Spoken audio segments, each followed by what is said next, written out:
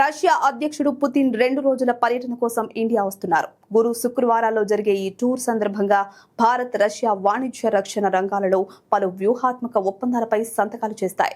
ఈ నేపథ్యంలోనే రవాణాలో పరస్పర మార్పిడి సహకారం కోసం గత ఫిబ్రవరిలో కుదుర్చుకున్న రెలోస్ ఒప్పందానికి రష్యా పార్లమెంటు దిగువ సభ డ్యూమా ఆమోదం తెలిపింది. ఈ ఒప్పందంలో భాగంగా 2 దేశాల మధ్య సైనిక నిర్మాణాలు, యుద్ధ నౌకలు, యుద్ధ విమానాల పరస్పర మార్పిడి ఉంటుంది. బలగాల పంపిణీలోనే కాకుండా పరికరాలు రవాణాను రెలోస్ నియంత్రిస్తుంది.